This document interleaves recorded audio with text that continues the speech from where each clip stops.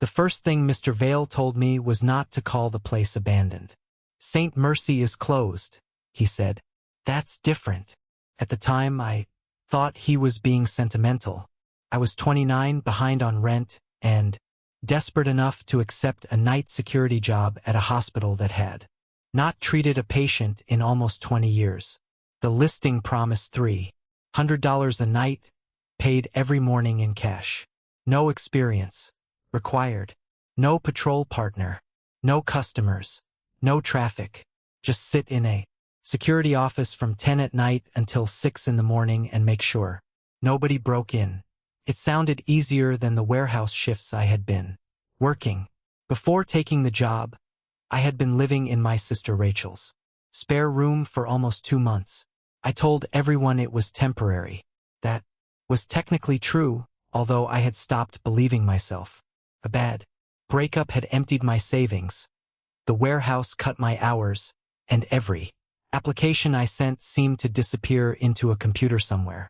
So, when I saw the security listing, I did not ask the questions a sensible person would ask. I saw the number 300 and calculated rent. Rachel hated the idea before I even told her where the hospital was. She remembered St. Mercy from when we were kids. Everyone around Bellwether did. Parents used it as a landmark and teenagers used it as a dare. There were stories about lights appearing on the 4th floor, ambulances heard on the access road, and a woman in white standing behind the boarded windows. I had heard all of those stories too. I had also heard stories about monsters under bridges and killers in the woods. Small towns manufacture legends because there is not much else to do. That was what I believed on Monday afternoon. By Tuesday morning, I would have given anything to believe it again. The hospital stood 40 minutes outside Bellwether, a small town in northern Pennsylvania where my sister lived. It sat beyond an old 2-lane road, behind a rusted iron gate and a line of pine trees so dense that even in daylight the building seemed to exist in permanent evening. St. Mercy had 6 floors, 2 wings, a chapel, an emergency department, and a separate boiler building connected by an underground service tunnel. Most of the windows had been boarded from the inside. A stone statue of an angel stood above the main entrance. Rain had stained its face black beneath the eyes. Arrived at 9:30 on a Monday night in November. Mr. Vale was waiting for me in the lobby. He was somewhere in his 60s, thin, gray-haired, and dressed in a brown coat that looked older than I was. He shook my hand, asked if I had brought food, then led me through the dark lobby without turning on more than a small flashlight. The hospital smelled like dust, wet plaster, and something faintly medicinal. Not rotten. Not exactly. Just sterile in a way that made no sense for a building that had been empty for decades. The security office was behind the old admissions desk. It had 6 camera monitors, a radio, an electric kettle, an old desk lamp, and a wall clock that ticked louder than any clock should. Mr. Vale placed a ring of keys on the desk. Then he handed me a folded piece of paper. "Read that before 10, he said. I opened it. There were 7 rules, written in blue ink. Rule 1. At 11:15 p.m., lock the west stairwell door from the 1st floor side. If you hear someone coming down the stairs while you are locking it, do not look up. Rule 2. Between midnight and 12:30, camera 6 may show a nurse standing in the 3rd floor corridor. Do not report her. Do not speak to her through the intercom. If she looks directly into the camera, turn off monitor 2. Until 12:30. Rule 3. If the elevator opens on the 1st floor after 1 a.m., count the chimes. 1 chime is safe. 2 chimes means close your eyes until the doors shut. 3 chimes means leave the security office immediately and go to the chapel. Do not run. The strangest thing about being alone in a hospital is that the building never feels empty. Even when nothing moves, every corridor seems designed around the expectation that someone will appear. A nurse should turn the corner. Doctor should push through a swinging door. A family should be. Whispering beside a vending machine. St. Mercy, all of those expected people were missing, but the spaces they had occupied remained. There were signs everywhere telling absent people what to do. Please wash your hands. Quiet. Patients resting. Visiting. Hours 8 a.m. to 8 p.m. near the old emergency department. A faded poster showed a smiling child holding a balloon. Someone had written "Go home" across the child's face in black marker. I asked Vale about it during my tour. He stared at the poster longer than necessary. I've tried removing that, he said. What? The marker? The poster? He walked away before I could ask what he meant. Rule 4. Room 414 is empty. If you hear crying inside room 414, keep walking. Under no circumstances should you open the door. Rule 5. At 2:45 a.m., someone may call the security desk from extension 119. Do not answer the first call. Answer the second call and say only, "There are no visitors tonight." If the caller asks for your name, hang up. Rule 6. Never enter the basement between 3 o'clock and 4 a.m., even if the fire alarm activates. Rule 7. At 5:40 a.m., check the front lobby. If the angel above the entrance is facing the doors, remain inside until sunrise. I read the list twice, then I laughed. Mr. Vale did not. Are these for insurance? I asked. No. Some kind of hazing? No. He took the paper from me, folded it carefully, and put it beside the radio. If you think a rule is stupid, he said, follow it anyway. I looked at him for a moment. Then I asked the obvious question. What happens if I don't? Mr. Vale stared past me at the dark hallway. You find out why the last guard quit. That should have been enough. I should have handed him the keys and driven home. Instead, I thought about my rent. $300 a night. 5 nights would put me back above water. So I stayed. Exactly 10, Mr. Vale left through the front entrance. The lock clicked. Behind him, for the first hour, nothing happened. I watched empty hallways on the monitors and listened to the building settle around me. Camera 1 showed the lobby. Camera 2 showed the emergency department. There was another detail I did not understand until later. The clocks. St. Mercy had clocks everywhere. Round white clocks above nurses' stations. Square clocks in waiting rooms. Digital clocks in operating areas. Most had stopped at different times years ago, but whenever I passed one during my patrol, I found myself checking it. 11:52, 12:16, 2:08. They should not have worked. Yet some of them did. Worse, they did not agree. On the second floor, one clock was 7 minutes ahead of my phone. Another was 40 minutes behind. A clock outside radiology showed 3 a.m. when it was barely 11. Only the clock in the security office kept normal time. That should have warned me that Vale's later instruction about trusting it was not improvised. Someone had learned that lesson before me. Camera 3 watched the east stairwell. Camera 4 faced a long second-floor corridor lined with patient rooms. Camera 5 showed the 4th-floor nurses' station. Camera 6 looked down the 3rd-floor surgical wing. The remaining cameras had stopped working years ago. 10:40 I made coffee. At 11 I started thinking the rules were an elaborate joke designed to keep new guards awake. Then, at 11:14 I remembered Rule 1. I took the key, ring, and walked toward the west stairwell. The hospital felt different. Away from the security office. The darkness was thicker. My flashlight beam seemed too narrow. Every door I passed had a small rectangular window, and I caught myself avoiding looking through them. The west stairwell was at the end of a corridor near radiology. The door was heavy steel. A faded sign read, "Staff only."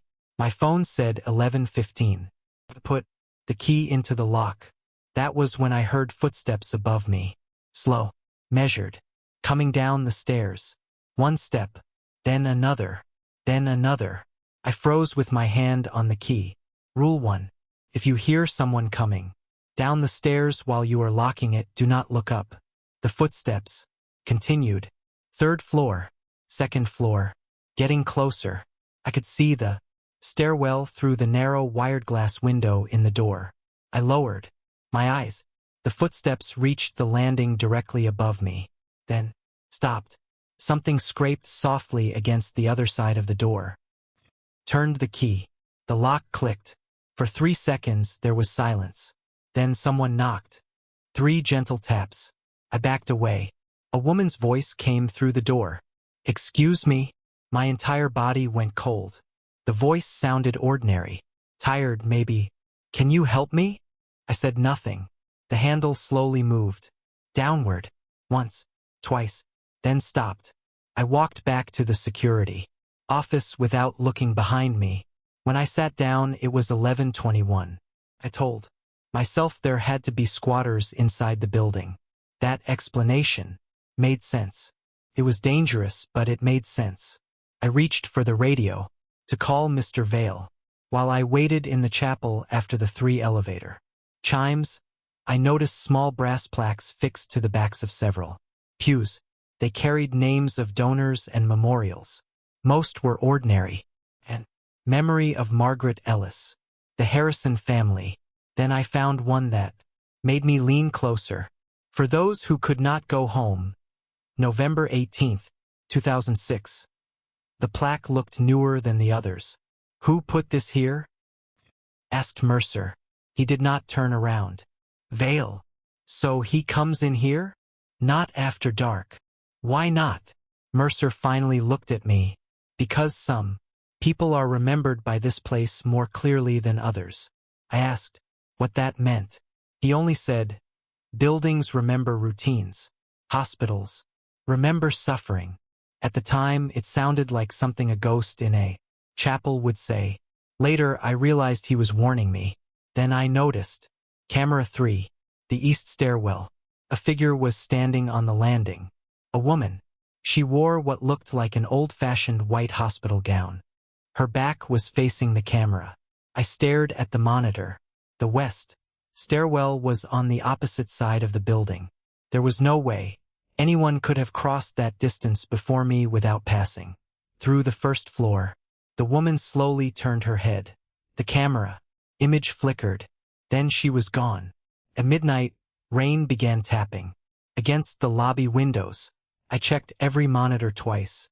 Nothing. 12:07, camera 6 distorted. Static rolled across the screen. Then the image cleared. A nurse stood in the 3rd-floor corridor. I stopped, breathing. She wore a pale uniform and a small white cap like something from an old photograph. Her hands were folded in front of her. Her head was lowered. Rule 2. Do not report her. Do not speak to her through the intercom. I watched. For almost a minute, she did not move. Then her head lifted. Not naturally. Too slowly.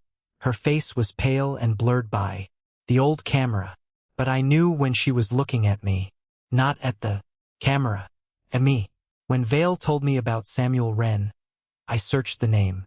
While we were still on the phone, one result appeared from a genealogy forum posted years after the hospital closed.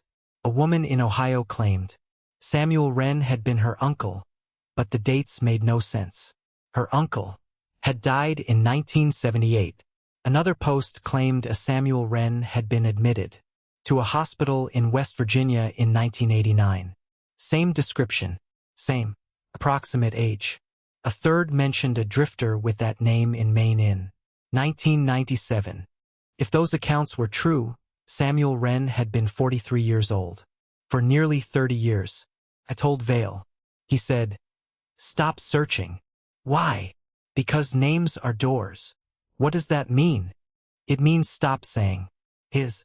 After that, I noticed Vale never once called the patient Samuel. He always said Wren. I wish I had done the same. I switched off monitor. 2. The room became darker. I waited until 12:30 before turning it back on. Camera 6 showed an empty hallway.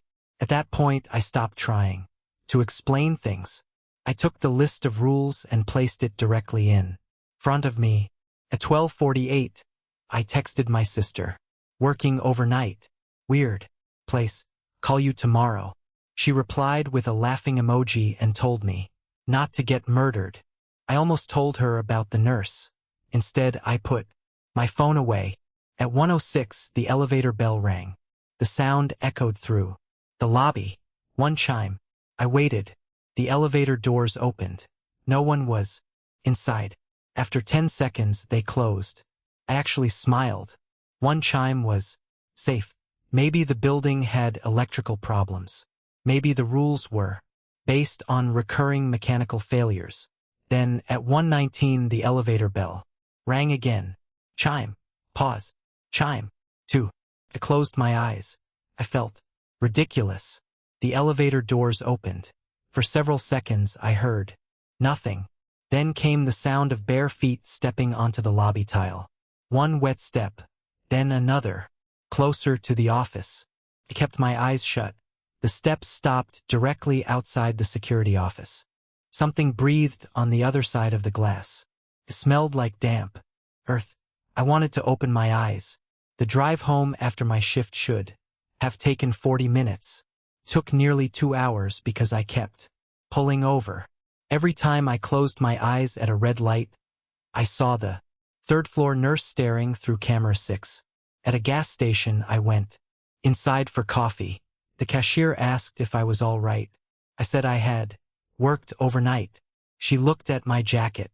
Security. I nodded. Where? I almost said St. Mercy. Something stopped me. Warehouse. I said. She relaxed immediately. That reaction bothered me more than if she had laughed. When I reached Rachel's house, she was already awake. She took one look at me and stopped making breakfast. What happened? Nothing. You look terrible. Long night. She stared at me. Then she asked, Did you go to St. Mercy? I had never told her the name. I asked how she knew. She pointed at my right sleeve. There was a faded hospital wristband wrapped around my wrist. Patient. Evan Cole. Admission, November 18th, 2006. I tore it off so fast I cut my skin. I had not been wearing it when I left the hospital. Every instinct told me I needed to see what was standing there. Instead, I counted backward from 100. 73, the footsteps moved away. At 60, the elevator doors closed. I opened my eyes. There were wet footprints on the lobby floor. They began at the elevator. They ended outside my office. There were no footprints leading back. At 1:37, I called Mr. Vale. He answered on the second ring. You saw something, he said. It was not a question. What is this place? Did you break a rule? No, then. You're fine. Fine? There are footprints outside the office. He was silent. Mr. Vale. Listen carefully. The rules keep the night predictable. St. Mercy has patterns. Patterns are safer than surprises. I stared at the dark lobby. Why not tear the building down? They tried. What happened? Another pause. Finish your shift, he said. We'll talk in the morning. Then he hung up. I considered leaving. Really did. The front door was less than 20 feet away. My car was outside. Nothing physically stopped me, but Rule 7 bothered me. 5:40, check the Angel. I later learned that St. Mercy had been renovated several times. Room numbers changed. Wings were added. The chapel moved from the first floor to the east wing in 1982. Room 414, however, had always been Room 414. I found blueprints in a county archive. On plans. From 1956, the room was marked storage. In 1971, it was isolation. In 1988, it became a private patient room. On the oldest plan I could find, dated 1924, there was no room there at all. The space behind the door was labeled exterior wall. That meant room 414 had been built into a place that, according to the original structure, should have been outside the building. I stared at the blueprint for a long time. Then I remembered the voice behind the door saying my name, and after I walked away, that deeper voice saying, "Good," had not sounded disappointed. It had sounded pleased that I knew the rule. If it faces the doors, remain inside until sunrise. That meant there were conditions under which leaving the hospital was dangerous. I decided the safest thing was to stay and follow the rules. At 2:03, I began my scheduled patrol. Mr. Vale had told me to check the first, second, and fourth floors once each night. I almost skipped it. Then I imagined losing $300 because he checked some hidden log. So I took the flashlight and keys. The first floor was quiet. The second floor was colder. Old patient rooms stood open on both sides of the hallway. Most were empty except for metal bed frames and overturned cabinets. Someone had painted room numbers directly onto the doors. 207, 209, 211. I passed an old pediatric waiting room. Faded cartoon animals still covered the walls. A yellow giraffe, a blue elephant, a smiling red fox. At the far end of the room sat a small wooden chair. As my flashlight passed over it, the chair rocked once. I stopped. It rocked again, then became still. I kept walking. The fourth floor was worse. Camera 5 only showed the nurse's station, so most of the floor was invisible from the security office. The hallway smelled faintly of bleach. Room 408. 410. 412. Then 414. I stopped. For months after leaving Pennsylvania, I developed habits I never told anyone about. At 11:15 every night, I checked that my apartment stairwell door was locked. Between midnight and 12:30, I avoided looking at security cameras in stores. After 1 in the morning, I took the stairs instead of elevators. At 2:45, I put my phone on airplane mode. Between 3 and 4, I refused to enter basements. At 5:40, if I was awake, I checked the windows. I knew how irrational it was. The rules belonged to St. Mercy, or I thought they did. Then small things began happening. A nurse appeared in the reflection of a dark television screen and vanished when I turned around. An elevator in my office building chimed twice after everyone else had gone home. Once, while walking past an apartment numbered 414, I heard a child crying on the other side. I moved out 3 days later. The landlord told me there had never been a child in that unit. The apartment had been empty for 6 months. The door was closed. A strip of old red tape crossed the frame. Rule 4. Room 414 is empty. If you hear crying inside room 414, keep walking. I heard nothing. I walked past. 3 steps later, a child began crying behind the door. Not screaming, crying quietly. The sound of someone trying not to be heard. I stopped. Every muscle in my body tightened. The crying continued. Then a little girl said, "Mom." Stared straight ahead. "Mommy." My hand moved toward the flashlight, clipped at my belt. The voice came again. "Please open the door." I kept walking. The crying became louder. Then the girl said something that made me stop. "Evan." My name. My actual name. I had never told Mr. Vale my middle name, but I had told him Evan when I applied. Still, there was no reason anyone inside that room should know it. "Evan, please." I turned halfway around. The door to 414 remained closed. Something small moved behind the wired glass window, a shadow at child height. I remembered the rule. Under no circumstances should you open the door. I walked away. Behind me, the child stopped crying. A different voice spoke. Deep, adult, right against the glass. "Good." I ran. I know the rule list never said not to run from room 414. I did anyway. When I reached the security office, the clock read 2:38. I locked the office door. My hands were shaking badly enough that I spilled water trying to pour a glass. 2:45. The desk phone rang. Extension 119. Rule 5. Do not answer the first call. The phone rang 6 times, then stopped. 10 seconds later, it rang again. I answered. For a moment there was only static. Then a woman whispered, "Security." I swallowed. "There are no visitors tonight." Silence. Then she said, "I know." My grip tightened on the receiver.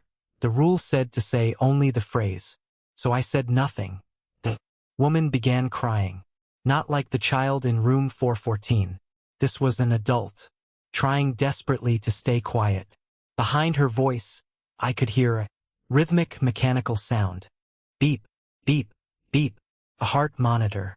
Then she whispered, "He's coming." Almost asked who. The words reached my lips. I stopped myself. The woman breathed faster. "He's in the hall." Beep, beep, beep. "He's looking in the rooms." Something slammed in the background. She gasped. Then she whispered my name.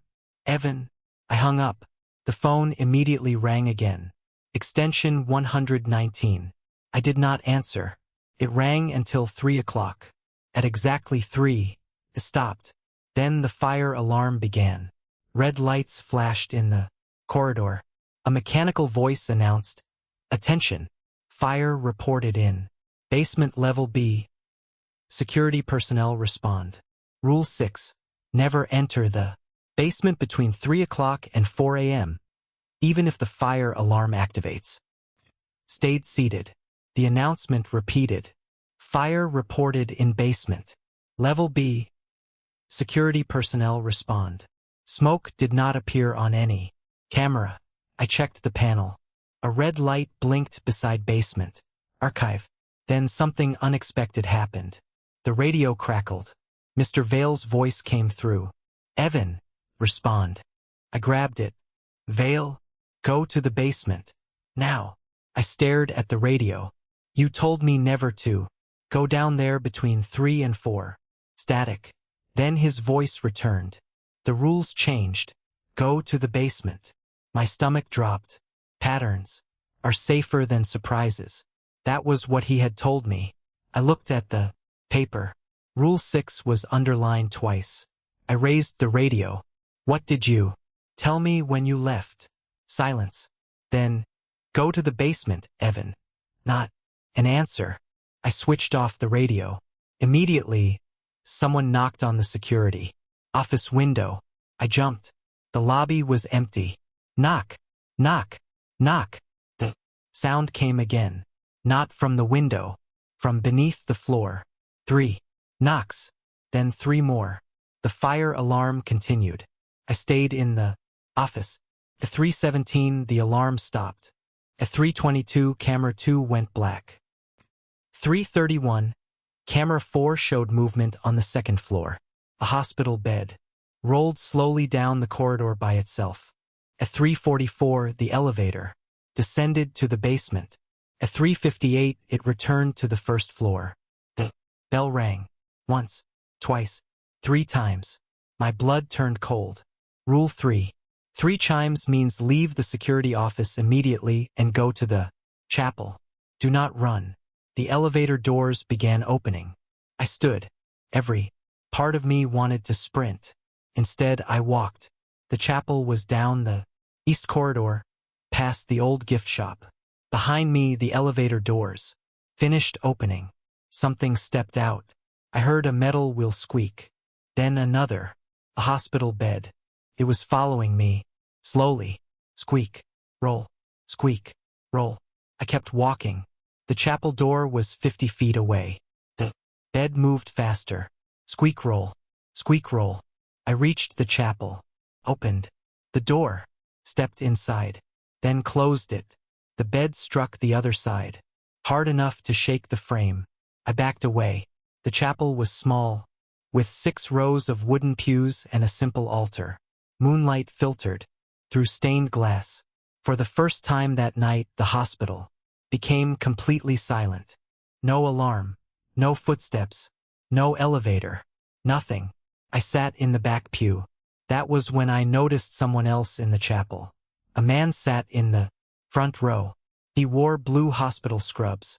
His head was bowed. I froze. Hello. He did not move. I should have stayed quiet. I knew that. But there was no rule about people in the chapel. The man slowly raised his head. He looked about 40. Thin. Exhausted. There was dried blood down the front of his scrubs. He turned toward me. You're new, he said. Did not answer. He smiled sadly. Vale still using the rules? My mouth went dry. You know him? The man looked toward the chapel door. We all knew Vale. Who are you? Dr. Mercer. The name meant nothing to me. Then he reached into his shirt pocket and removed a hospital identification badge. Even from several rows away I could see the photograph matched his face. Why are you here? He looked almost amused. Same reason you are. Security. No, his smile disappeared. I couldn't leave. The chapel door creaked behind me. Dr. Mercer immediately put a finger to his lips. The handle moved. Once, twice, then stopped. A woman spoke from the hallway. Doctor. Mercer closed his eyes. Dr. Mercer? The voice was gentle. Young. The nurse from Camera 6. Mercer whispered. Don't answer her. The woman scratched softly at the door. Doctor, we need you in surgery. Mercer stared straight ahead. We have a patient waiting. The scratching continued for nearly a minute, then stopped. I waited. Who is she? I whispered. Mercer looked at me. Her name was Anna. Was? He nodded. What happened here? He looked down at his hands. Ask Vale why the hospital closed. Before I could respond, the chapel bell rang. I had not even noticed a bell. One deep, metallic note sounded somewhere above us. Mercer stood. You can go back. Now. What? The 3-chime passage is over. How do you know? Because I've been here longer than you. He walked toward a side door, near the altar. I followed him with my flashlight. Wait, are you? He opened the door. There was a brick wall behind it. Mercer stepped through anyway and disappeared. For several seconds I simply stood there. Then I walked to the wall and touched it. Solid brick. When I returned to the security office, it was 4:11. All 6 cameras were functioning. The wet footprints outside my office were gone. The fire panel was normal. I searched the desk drawers until I found an old hospital directory. There it was. Daniel Mercer, MD Chief of Emergency Medicine. I used my phone to search the name. The signal was weak, but eventually an old newspaper article loaded. St. Mercy Hospital closes after fatal night of violence. The article was dated November 18, 2006. 19 years earlier. I read it twice. 7 patients and 3 staff members had died during what authorities initially called a catastrophic systems failure. The backup generator had failed. Several electronic locks malfunctioned.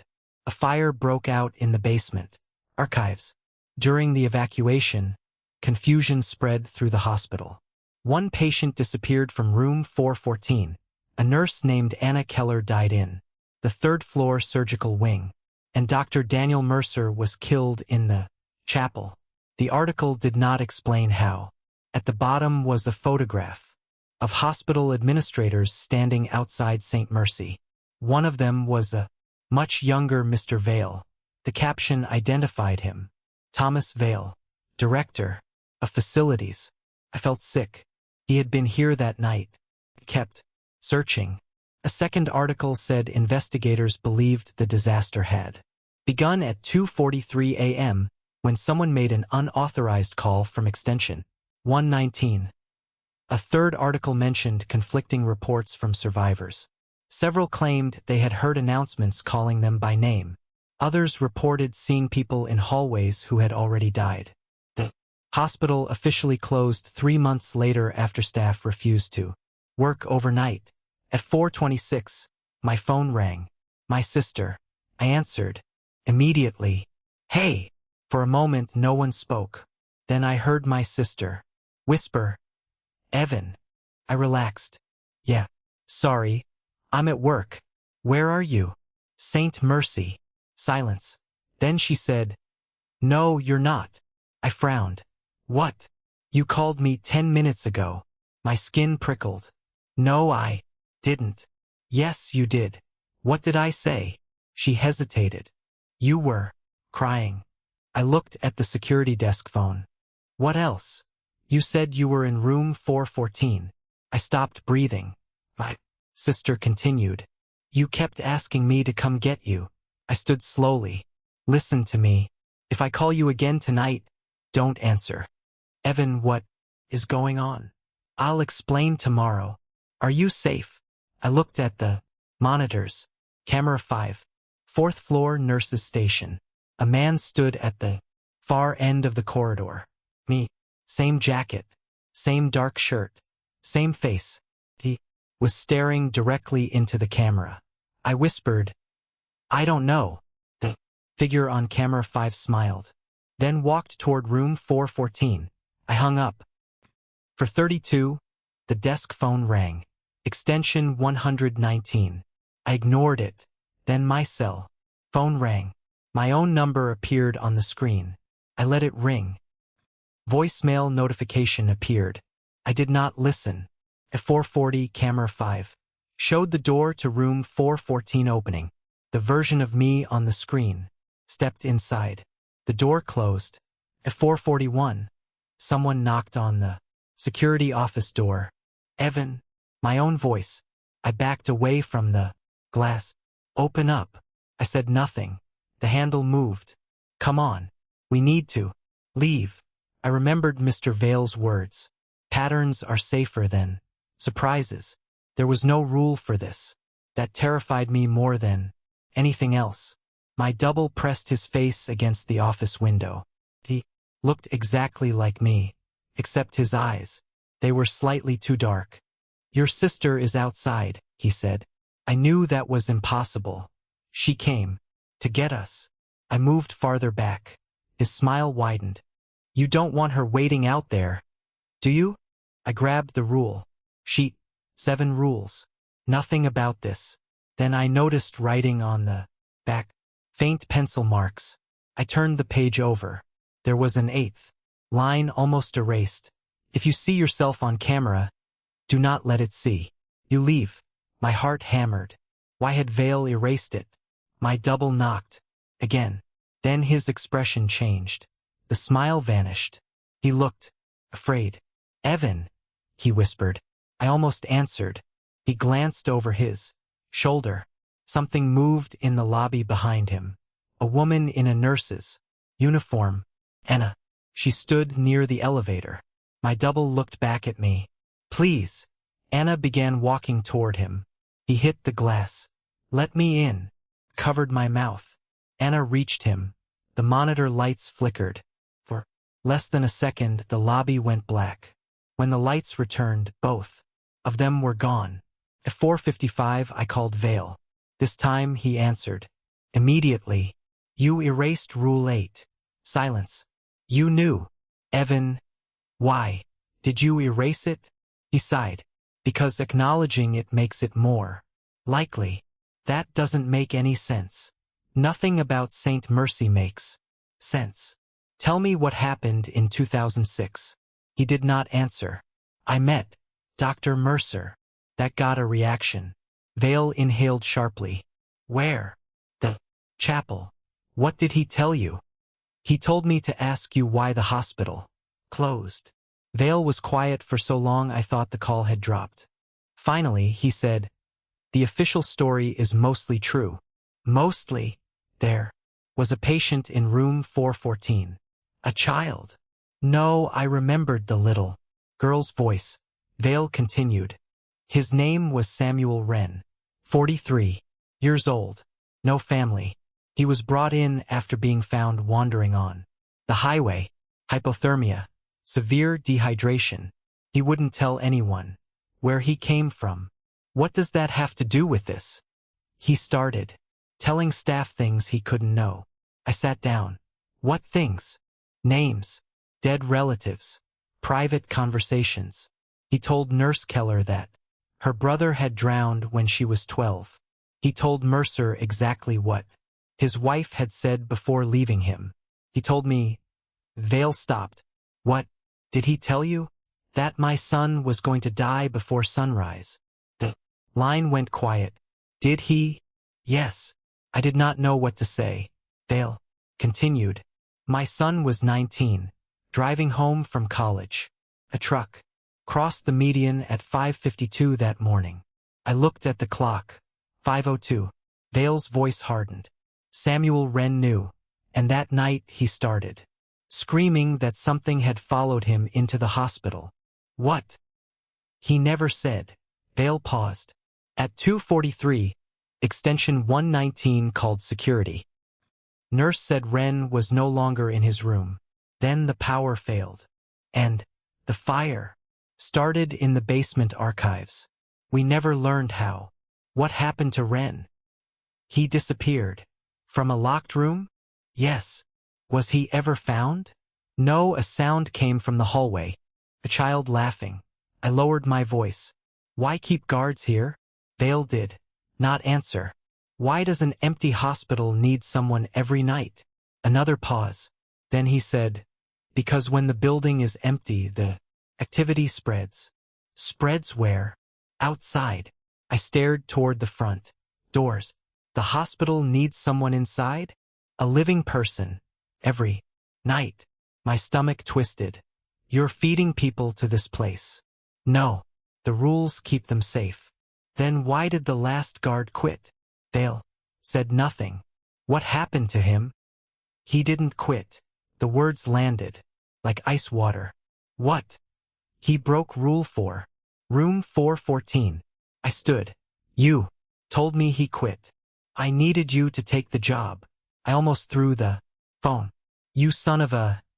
Evan, listen to me. You have less than an hour. Follow the rules exactly. There's an 8th rule. I know. What else didn't you tell me? Silence. Vale, there is one more thing. Of course there was. At 5:15, the hospital may try to convince you the shift is over. I checked the clock. 5:07. How? Lights. Sunrise. Someone at the front door. Anything. So what do I do? Trust the clock in the security office. Not your phone. Not the windows. Only that clock. I looked at the wall clock. Tick, tick, tick. Why isn't that on the list? Because it doesn't happen every night. You could have mentioned it. I'm mentioning it now. The line went dead. At 5:14, the rain stopped. At 5:15, sunlight poured through the lobby windows. Bright golden. Morning.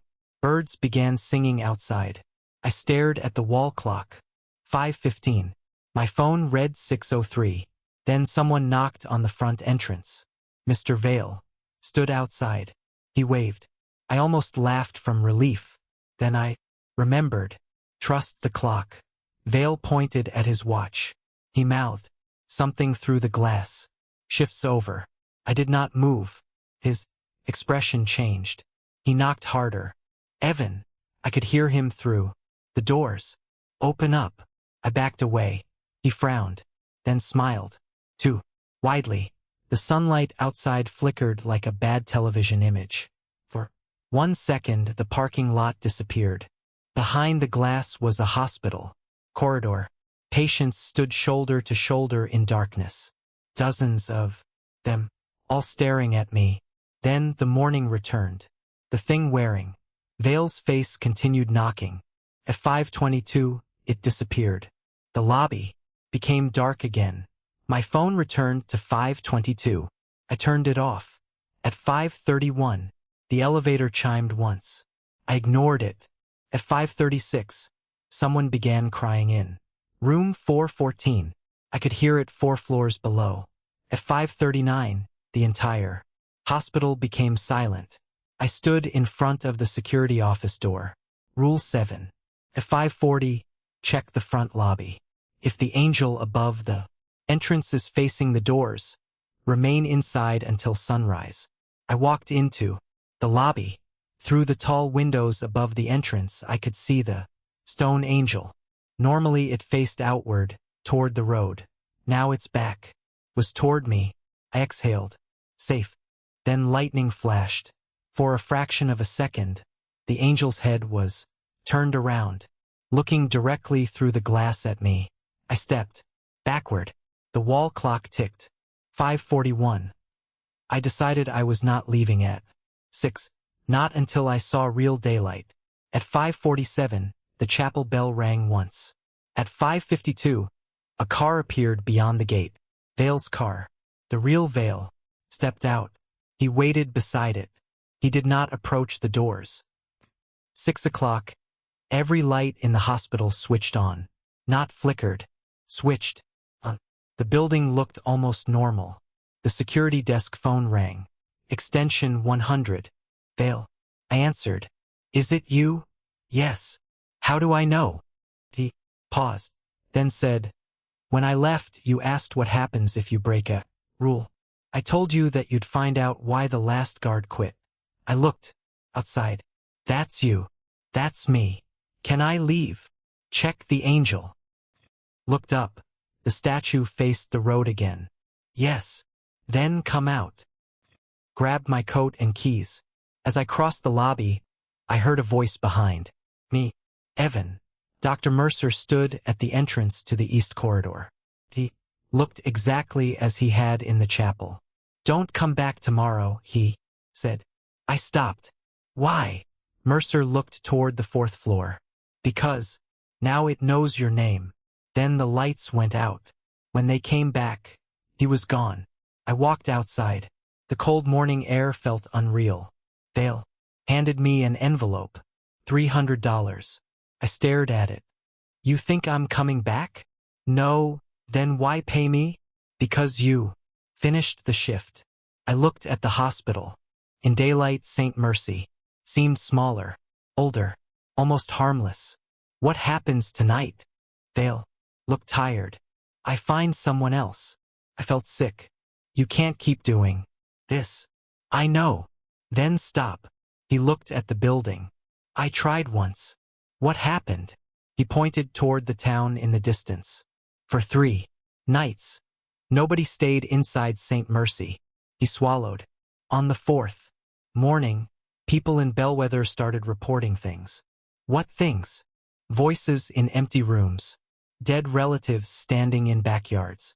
Children seeing nurses outside their bedroom windows. He looked at me. Then a family disappeared. I said nothing. When I put a guard back in the hospital, it stopped. I looked down at the envelope. Suddenly the money felt filthy. I handed it back. Vale refused to take it. Keep it. I don't want it. You earned it. I dropped it on the hood of his car. Then I left. For the next week, I barely slept. Every small sound woke me. Every elevator chime made my stomach tighten. My sister thought I was joking when I finally told her what happened. Then I played the voicemail from my own number. I had forgotten about it. We listened together. For the first 20 seconds, there was only static. Then my voice whispered, I'm still in room 414. My sister stopped smiling. Deleted the message. 2 days later, I searched everything I could find about St. Mercy. Most records were gone. Old forums mentioned the hospital, but posts disappeared or led to dead links. I found one archived newspaper scan about Samuel Wren. There was a photograph. He was thin with a long face and dark eyes. The caption said police had been unable to identify him before his disappearance. But something in the photograph bothered me. Behind Wren stood a nurse, Anna Keller, and behind Anna, partially hidden by a doorway, was another man. I enlarged the image. It was me. Same face, same eyes, same small scar above my left eyebrow. The photograph had been taken 19 years before I ever entered St. Mercy. I called Vale. No answer. I I called again. Nothing. The next morning I drove back to the hospital. The iron gate was locked. Vale's car was parked inside. I shouted his name. No response. Then I noticed something taped to the gate. An envelope. My name was written on it. Inside was the $300 I had left on his car. And a folded sheet of paper. The rules. All 8 of them. But someone had added a 9th. The handwriting was not Vale's. It was mine. Rule 9. If Evan returns to St. Mercy, do not let him enter. I stood there for a long time. Then I heard a phone ringing somewhere inside the hospital. Faint. Distant. I knew the sound. The security desk. It rang once. Stopped. Then rang again. And from somewhere beyond the locked gate, through 6 floors of empty corridors and boarded windows, I heard my own voice answer.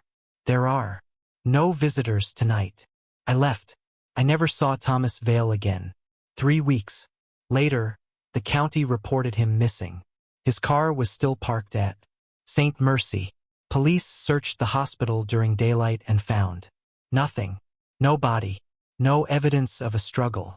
Nothing unusual at all. The official report said the building was vacant.